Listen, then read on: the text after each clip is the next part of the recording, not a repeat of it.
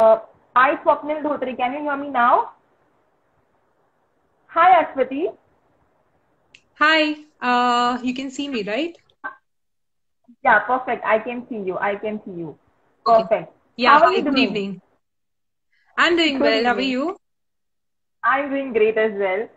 So glad to see you. And, thanks a ton for, coming live for this session. So, It's my pleasure. to go, yeah. So to go ahead with, so let's start with this session today. And since I mentioned earlier to all the viewers that today's session is about Food Safety Standard Act and regulations, we have an expert, somebody from the food industry who has a number of years of experience into various sectors, into various profiles. She has an experience into as a quality analyst, as a quality controller, into R&D department, and so on. So today we have Ms. Ashwati Sarman with us. She's a senior quality analyst at Coffee Day Global Limited, that is CCD. She's also a certified trainer in food regulatory requirements. She has served the industry so far as a quality analyst, quality controller, into R&D department, and in food regulatory affairs as well. Taking her education qualification into consideration, she has pursued her post-graduation in biochemistry, advanced diploma in food science, and quality control. And she's also certified in sensory evaluation and convenience foods and good lab practices. Ashwati, I welcome you for this live session on behalf of all the viewers and on behalf of Spectrum Food Solutions. Thank you. Thanks a lot.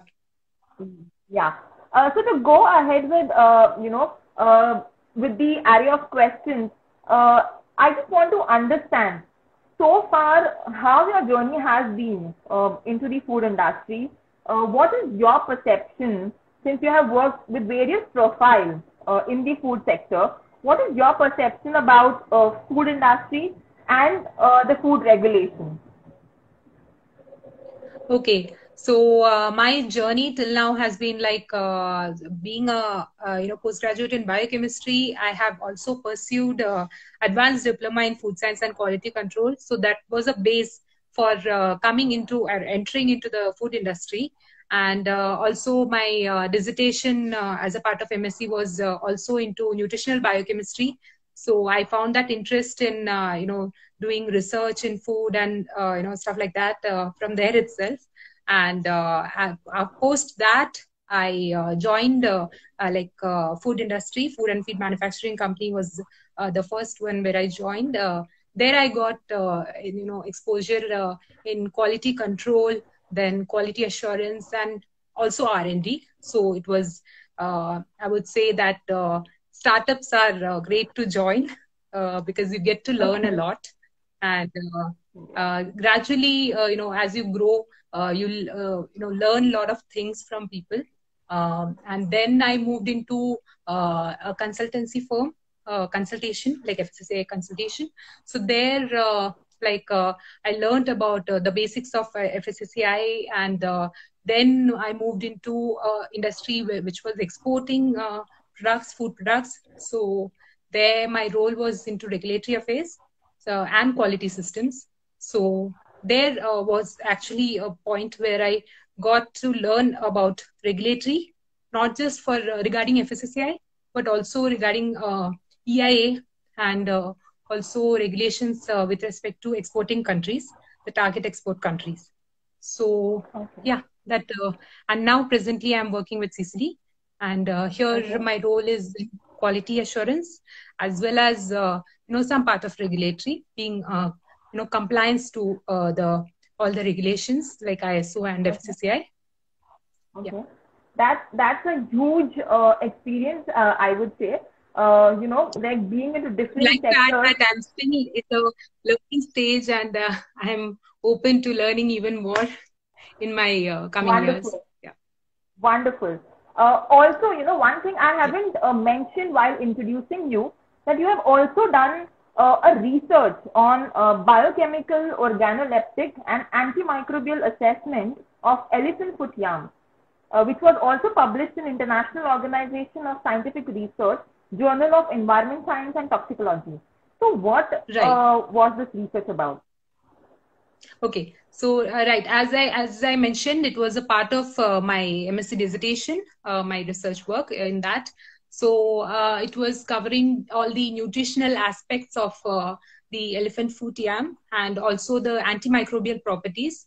So through that process as well, I learned a lot during that research process that what are specifically, if you take a vegetable or any food product, natural food, for example, you get to understand that there are not just nutritional parameters you can identify in that, but also there are multiple areas when you go into it. And it was just as a part of MSc, it's just a small part that I could cover. But if you research, go deep into it, there is lots more to learn even. Yeah. Okay. So now going ahead with the the main topic that we are going to discuss today, let's begin with what exactly Food Safety and Standard Act 2006 is and why there is a need of this act. Okay. So FSSA or Food Safety Standard Acts was a bill was passed, and it was brought into picture in 2006, and later on, as following to it in 2008, this FSSAI, which was an authority covering this act, was brought in. And it was finally brought into force in 2011. However, why this act was brought in, if you look into, it's because the FSS, our nation required to bring all the acts and laws and orders which were scattered, which were there, but it was all scattered, like it were under various ministries. So that needs to be all brought in under one roof, or under one act. That's why this act was required, and it was brought into picture.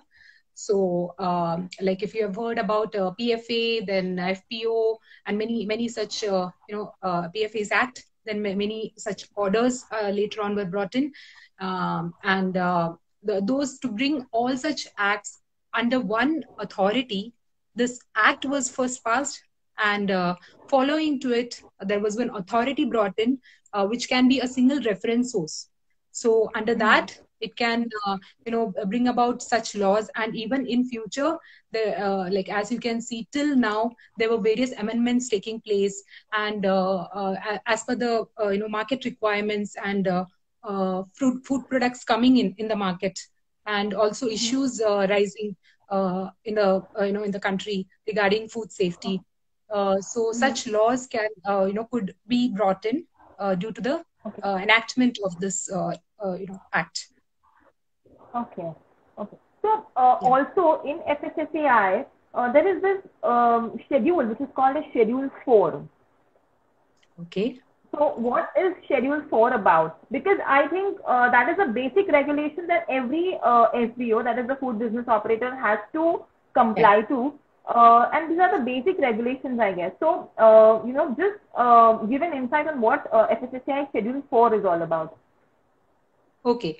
So, as the beginning, if an FBO has to comply with FSSAI, this Schedule 4, as you mentioned, is the base for that. And on the basis of this, there is a food safety team prepared. And there is a food safety team in that. There are members, and food safety team leader is there, and they have to prepare an FSMS plan for the company. Okay.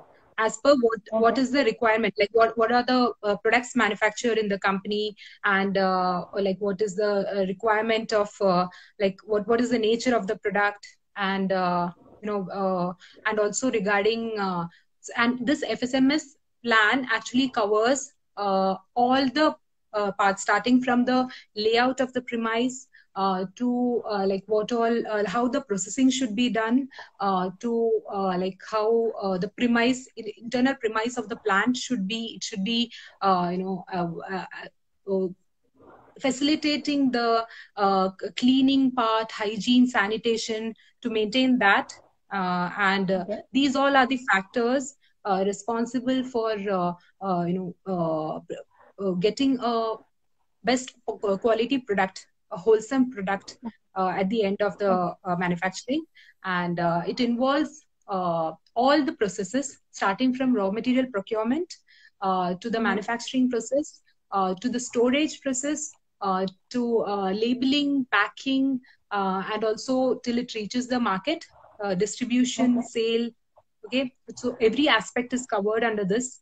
And also the schedule 4 mainly covers what all, starting from the policies, from the basic policies that needs to be maintained by the company, there are policies like visitors policy, starting from the gate itself. There are certain factors which needs to be followed by the people who are coming in. There are factors which needs to be followed inside the premise, which includes like glass policy. Then there is there is jewelry policy. So this jewelry policy is to avoid cross contamination.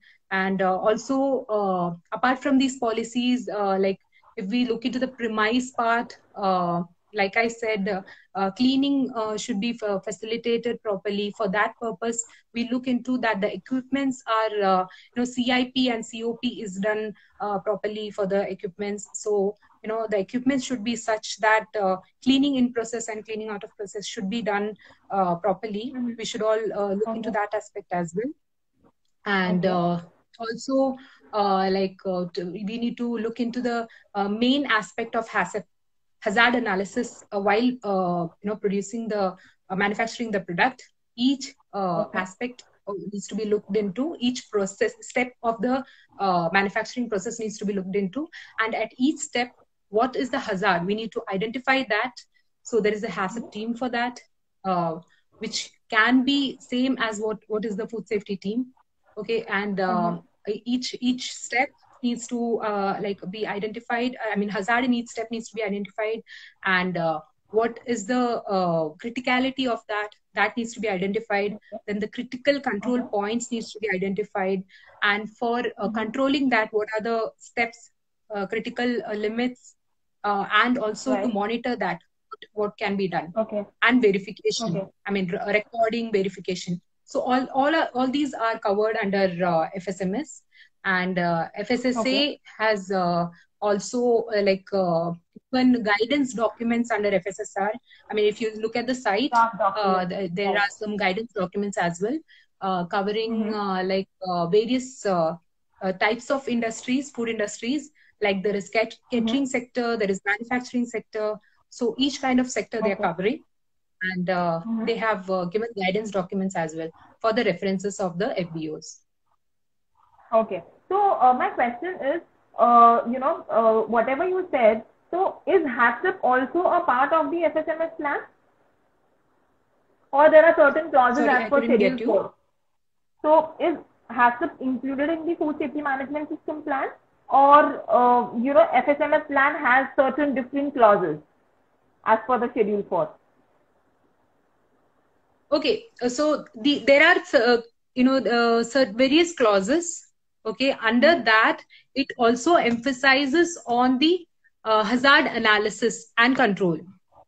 So HACCP plan is totally a different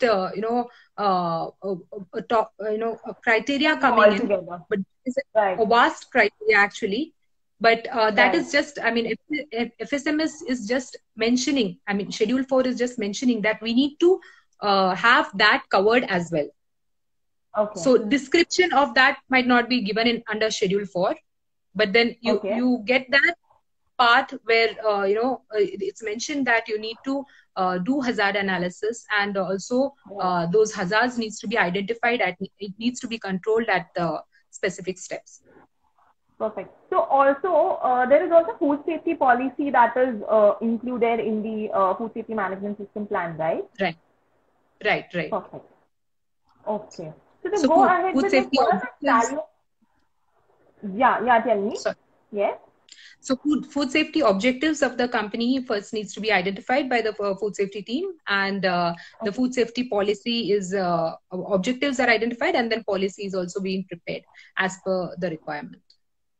Okay. And I think that's the mandatory requirement for every food business to have the food safety policy and other Right. policies, of course. But then food safety policy and objective is the mandatory Basic. requirement, Right. right? It's the Perfect. base. Yeah. So, okay. So, what are the salient features of FSSA 2006? If we talk about the the major fact, yeah. Okay. Salient features meaning, see, there are many aspects which are being covered under FSSA. So one of the main features you can say is that as I mentioned before, it's bringing all the acts and orders under like one authority or one act. Right. And then the other salient feature, if you look into, is that it also brings about, it enforces on the basis of the guidelines and the various sections and various acts that are being mentioned under the guideline. It also enforces the guidelines about which needs to be followed by the FBOs, starting from the licensing. So the company needs to be having a license for FBO, needs to be having a license based on their categories and based on their turnovers. So based on the turnover, meaning as we all know, if it is below 12 lakh is the turnover, that particular FBO needs to have a state license. Sorry, a registration, not a license, a registration. Yeah. If it goes beyond 12 lakh and it is within 20 crore, then it needs to have a state license. And provided that that unit is only there in one particular state. If that company, that FBO is having multiple units in different states, it needs to have a central license. Perfect. Yeah, and also if the turnover is beyond 20 crores, it needs to have a central license. Okay. So that is another thing that it covers. And also another salient feature, meaning another aspect that it covers, is that it also has various sections and laws under which there are if as I mentioned, there are packaging regulations, there are certain laws regarding specifications regarding the products. So if these companies are having any discrepancies during the manufacturing, or they are doing some kind of fraud, some malpractices, like adulteration or something, then it also has certain laws for legal implications. There are penalties, and in such manner, they are preventing any malpractices to occur, to ensure that all these acts and regulations are being followed. Okay. So, Ashwati, before FSSA came into picture, there was PFA, right? So, what are the major differences between the PFA Act and the new act which we are implementing now in the food industry? Okay. So PFA, as the name suggests, it was covering a particular aspect of adulteration, prevention of food adulteration. So, and if we look into the present act, that is FSSA, it covers a wider perspective. That is, it looks into all the aspects related to food safety and the quality of the product. And another difference that you can point out is that it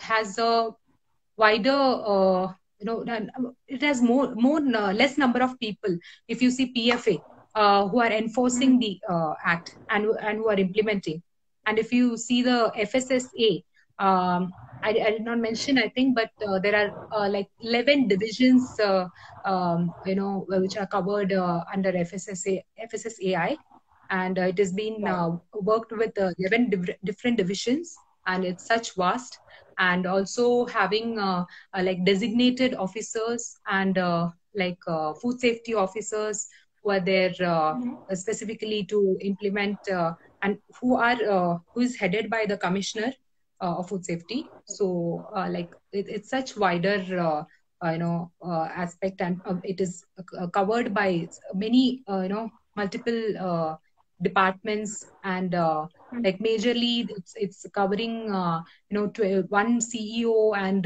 22 members along with 7 additional members from different ministries. So such wide is the Right. team. Yeah. Okay. And another difference, if you can point out, is that it focuses, this PFA focuses on like just inspection and like control of the processes. Whereas if you see HSSA, it's based on the monitoring, implementation, surveillance process. So that Right. so there is more along with this inspection and the control process that was already existing. Okay. So it has a wider Actually, perspective. when all okay, so Yeah. when all these regulations are made, I guess Schedule 4 itself is has a lot of things into it, right? From Right. cleaning practices, sanitation, receiving of raw Right. materials, food, storage, everything. Right. All these regulations is something wherein the food business operators have to implement. Now the Right. question is how these regulations, help the consumer, or how the consumers are benefited by the FSSA regulations. Okay.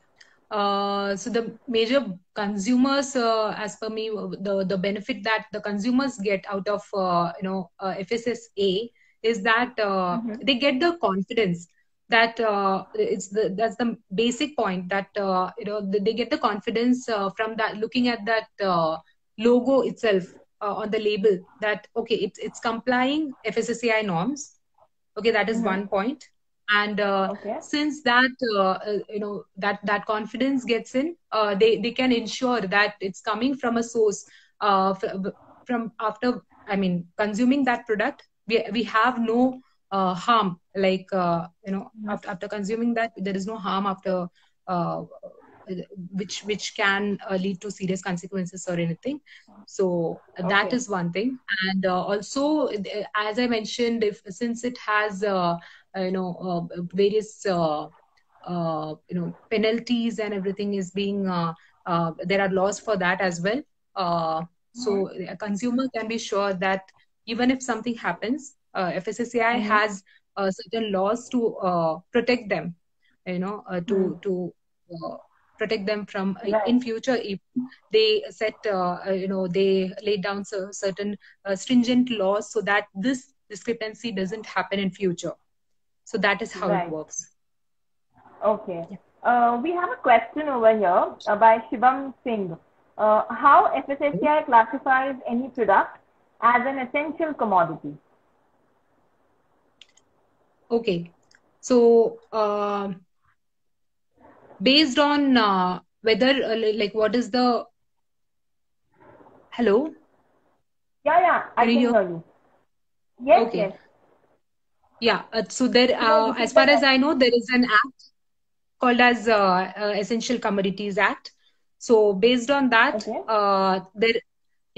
there is a classification of the product. As far as I know, I mean, I just know the like basic point as far as this essential commodities Okay. are concerned. So Okay. whether what is the level of requirement in the society for the product, for that Okay. particular commodity. That is how the Okay. essential commodities are being classified. Okay. Like how critical it is for that product, for that commodity to be Okay.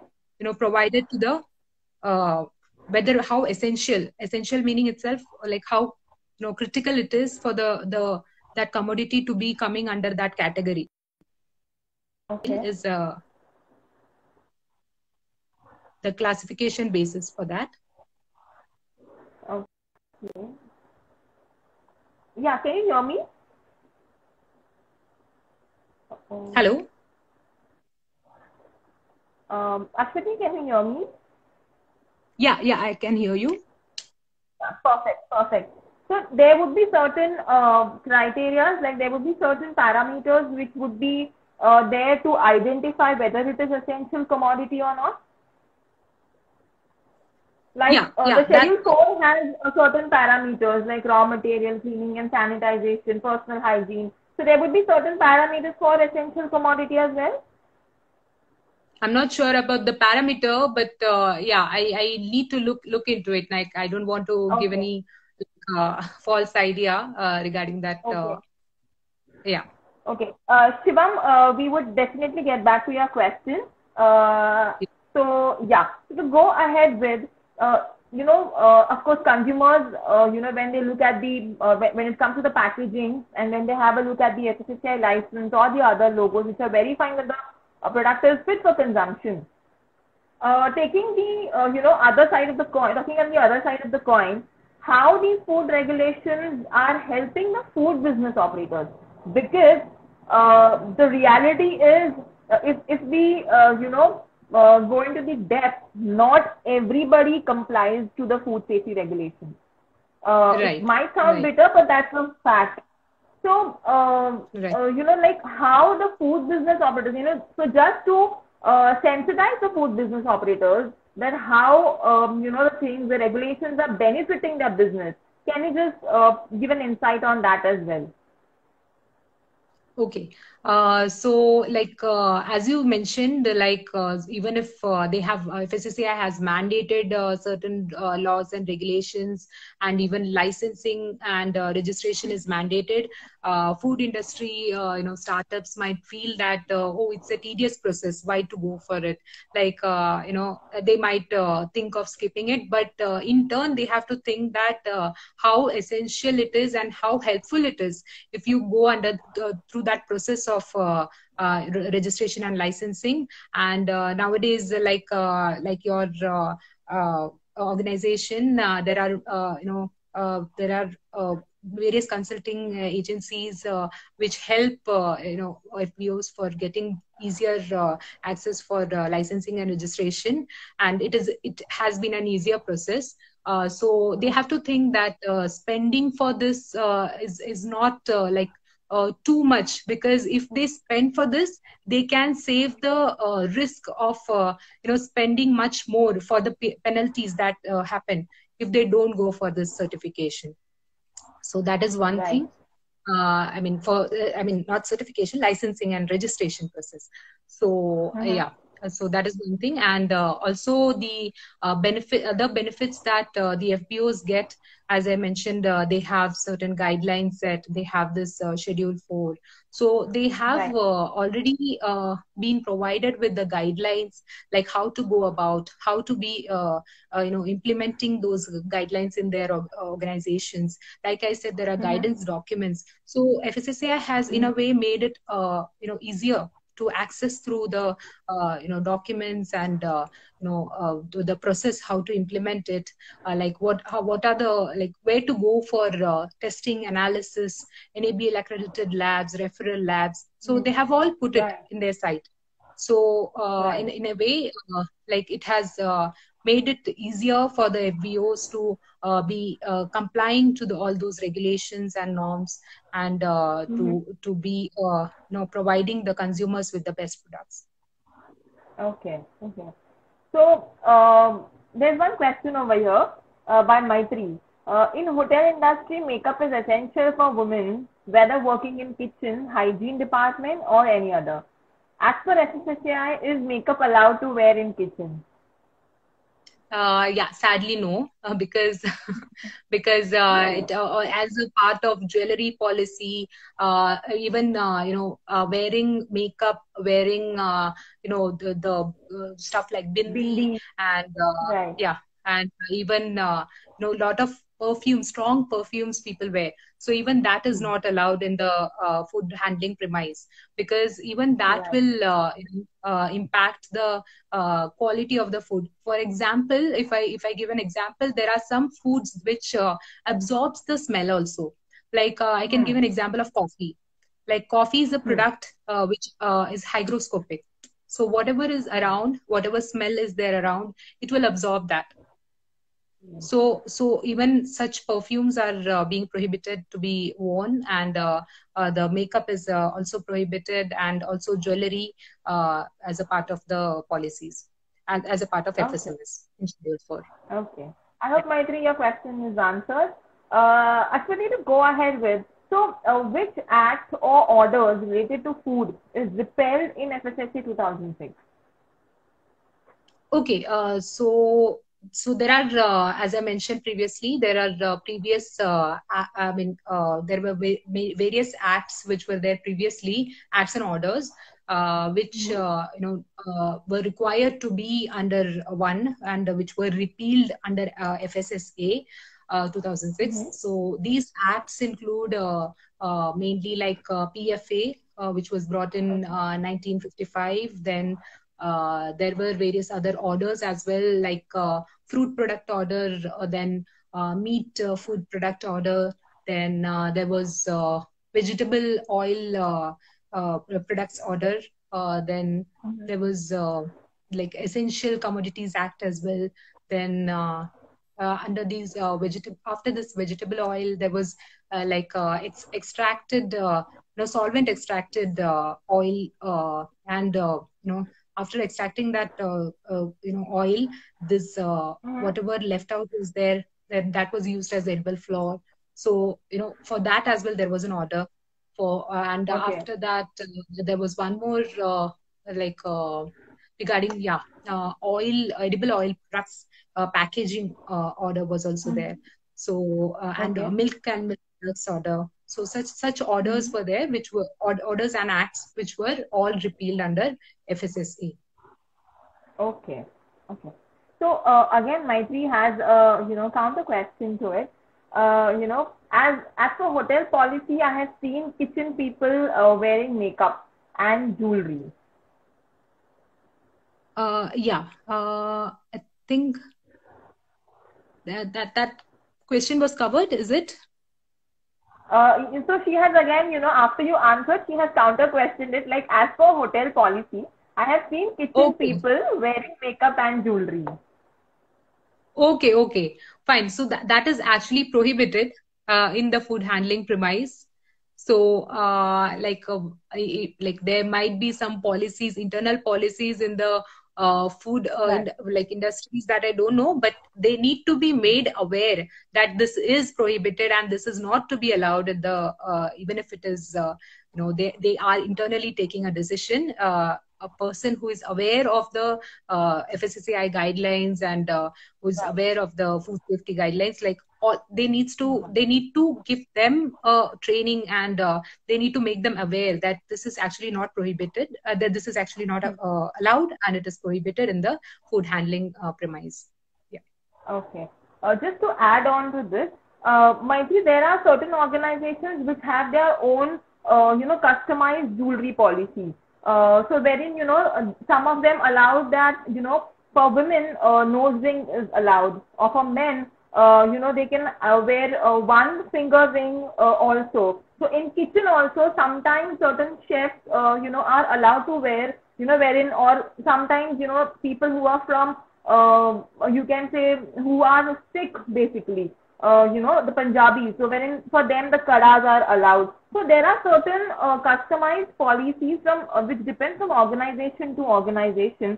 However, taking the SSSI regulations into consideration of Schedule 4, jewelry or makeup, such kind of things are not allowed, because that can lead to any kind of hazard, that can lead to physical hazard, Right. also Right. for chemical hazard as well. So these are the Right. two reasons. Now it depends from organization to organization, and it varies, and it also depends upon who the the hygiene manager or the person is. So taking all these factors into consideration, a hygiene policy or jewelry policy is being, drafted, and that is how it is implemented. So, yeah, so Okay, I can I hope your, add a point? yeah, yeah, tell me. Yeah, can I add a point to this, Prajakta? Yeah, Sure, so I sure. have worked in a company where I have seen they have these religious nose studs. It's a part of their religion to have. I mean, to be there for some Right. women. So and also there might be some other jewelries which are a part of their religion or something. So in such case, Mm-hmm. what I have noticed is they have a policy for that. I mean, they have a record for that as well to check that. Like Right. while coming, they are wearing that. While leaving, they are wearing that, and there is no part of it being missed or something. So they can ensure that okay, there is no part of it going into the product. There is no hazard happening Yeah. in the product. So that is also one way Okay. you can ensure that there is no hazard happening because of that. Yeah. Right. Because also when I had been to one of a hotel for food safety, for conducting food safety audit in their kitchen, so wherein I saw the chef is wearing a ring in his finger. So I asked him, like this is not allowed. So wherein he said that our jewelry policy is wherein the engagement ring is allowed, and we can wear that. So it varies from organization to organization. However, the food safety regulation says that it should not be worn Right. when you are working in the kitchen, when you are in the operational areas. Okay. So to Right. go ahead with Ashwati, so yesterday, when we posted your posted on Instagram, we had this question, from one of a person who's following us. So what the question was, I'll just read that question. So the question is, what is the role of FSSAI for agriculture and farming, including organic, in the context of FSS Organic Foods Regulation 2017?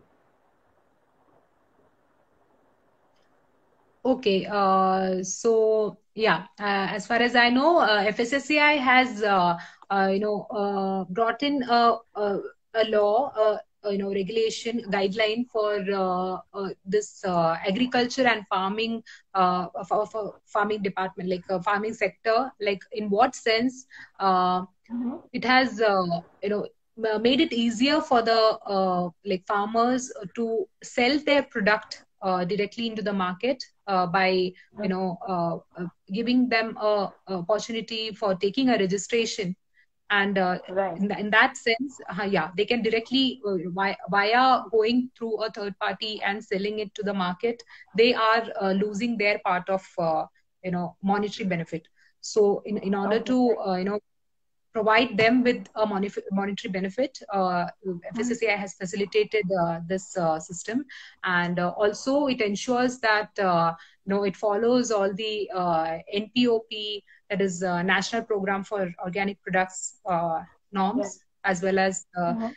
and this comes under Ministry of Commerce, and also there is a PGS system, that is a participatory system, which conforms to the agriculture and farming department sector ministry of the government. So if all these laws are being met with, it can go Mm-hmm. for the organic product certification as well. Okay. Okay. Yeah.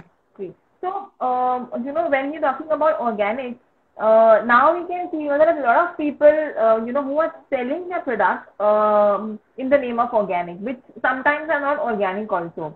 So, Yeah. in this entire game, we as consumers are, in a big question mark that, whether the product is organic or not. Because now Right. the organic term has not remained organic just for the, its actual meaning, but it has become a word for marketing also, marketing your Right. product.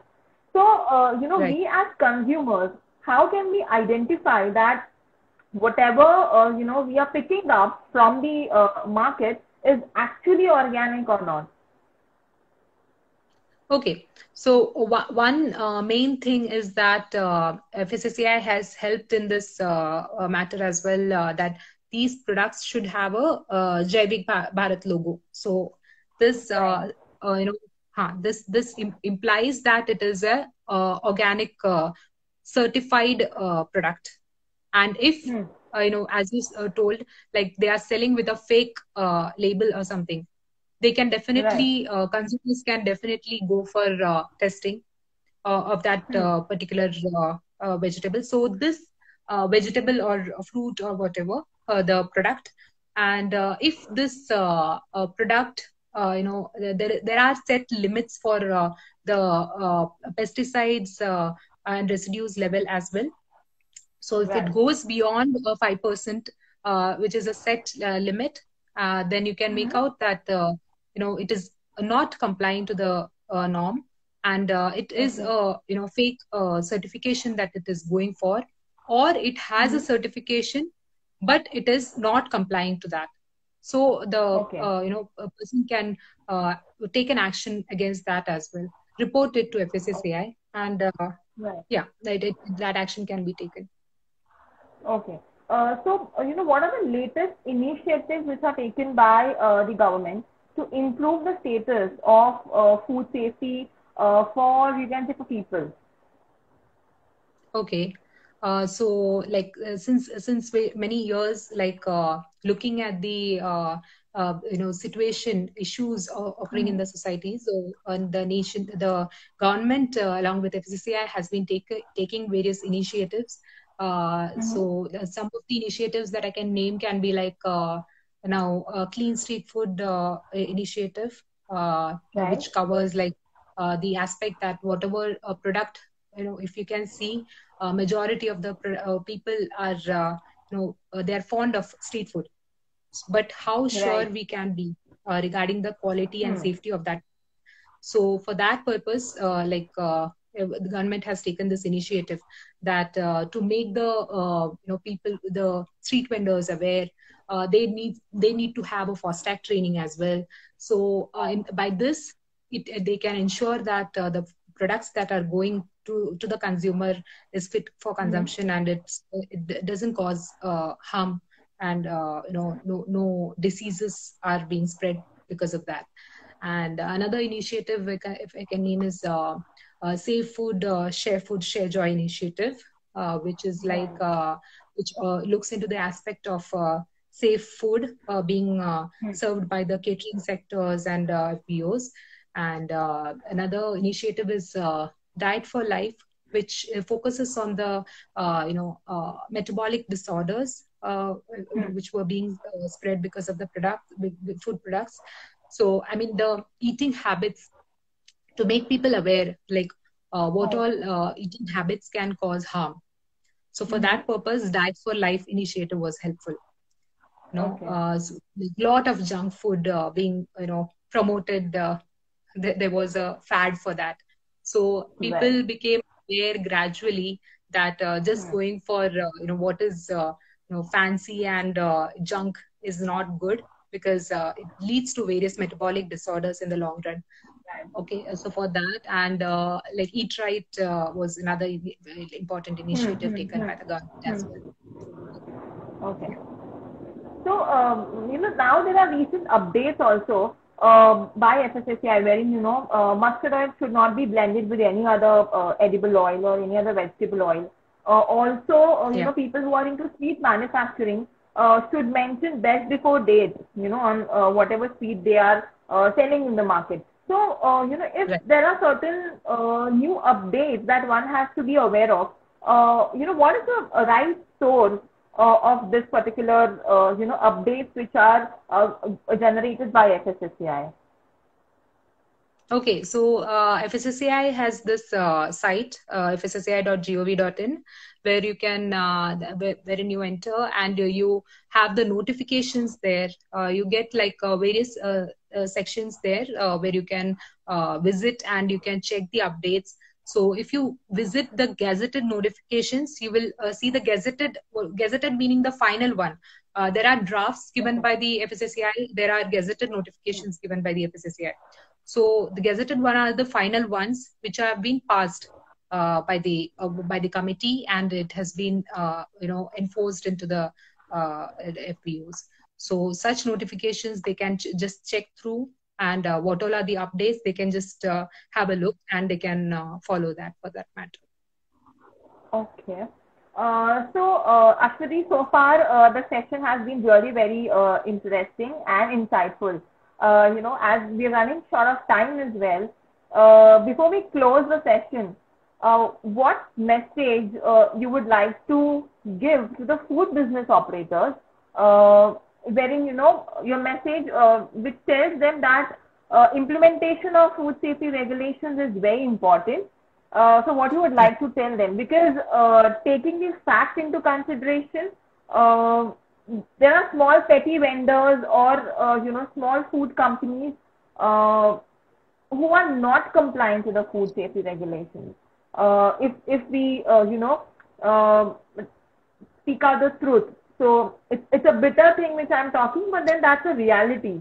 So what message you would like to give, since the session is also about food safety regulations, what message you would like to give them and to the consumers also?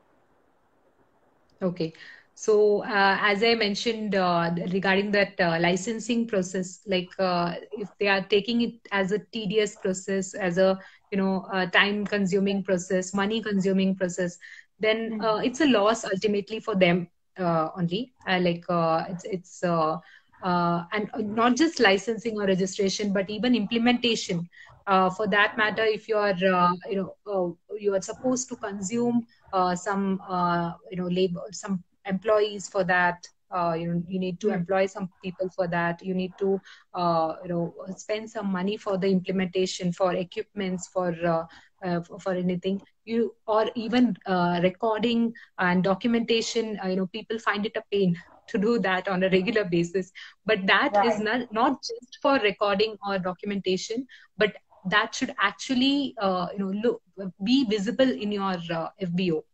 So if you are regularly doing that, there is no harm in just writing down even, and that will help you in the long run, because it will provide you with the traceability of what you are doing in the organization.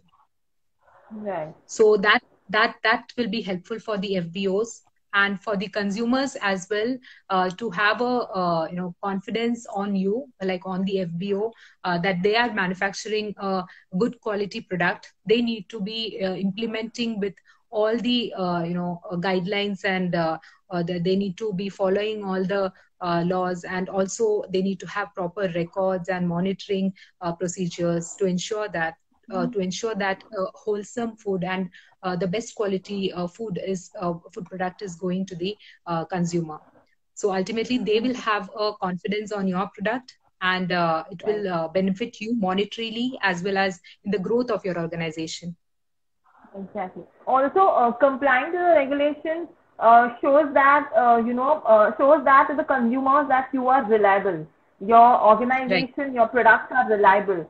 So if there are to all my message would be to all the business operators that if we look through a sales point of view also, regulation can help you to scale your business.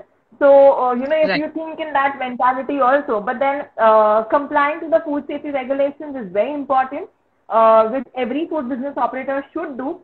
To all the consumers, whenever you're buying any kind of stuff from the market, check the label, put on the habit of reading about what the product is actually about. So today that we discussed on food safety regulations is, I would say that it would be hardly 10 to 20% that we have discussed today. Food safety regulations is a huge topic. And Ashwati has given the session. It was a very informative session, and we have covered as much as we could in the particular time slot. Ashwati, I would really thank you for giving your time for this session. It was really an insightful one. We also got to learn from your experiences since you're working in CCD as of now. But beyond that, when you shared your experience, into export regulations as well, you gave an insight on that as well, and wherein you had done a research on elephant foot yam. So, we got to learn a lot of things on different topics. So thanks a ton. Thank you so much for joining for this session. Thank you. Thank you so much. It was my pleasure. Yeah. And to all the viewers, thanks a ton for joining again for this session. And if any of you who want us to conduct such live sessions more on food safety topics or food regulation topics or anything that is related to food, you can just send us a message on our Instagram page on which topic you would want us to conduct live sessions. We would definitely see to it that we conduct such sessions and we call experts and see to it that we share more information with you. Thanks a ton once again, Ashwati, and thanks for all the viewers for joining for this session. Thank you. Thank you.